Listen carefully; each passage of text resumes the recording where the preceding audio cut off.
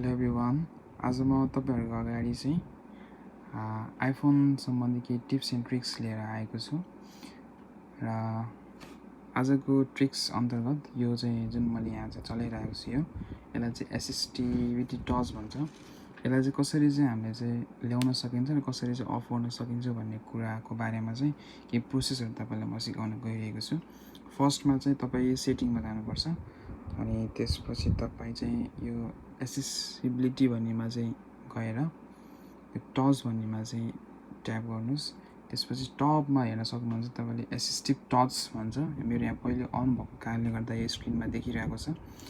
यसलाई यदि तपाईले अफ गर्नुभयो भने यो अटोमेटिक मेरो स्क्रिनबाट पनि डिसेबल भएको छ र यसलाई अन गर्नुभयो भने यो चाहिँ एपियर हुन्छ। यसरी चाहिँ हामीले चाहिँ यो एसिस्टिभ टचलाई चाहिँ ल्याएर चाहिँ विभिन्न चाहिँ फंक्सनहरु चाहिँ गर्न सक्छौं।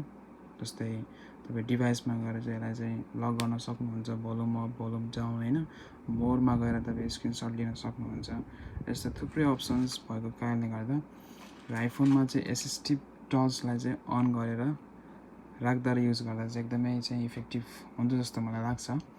र अरु यस्तै चाहिँ टिप्स एन्ड ट्रिक्स हेर्नको लागि म चाहिँ अर्को भिडियो फेरि लिएर आउने छु। तपाईहरुले चाहिँ मेरो च्यानललाई चाहिँ सब्स्क्राइब गरिदिनुको लागि हार्दिक अनुरोध गर्दछु। Okay, bye bye.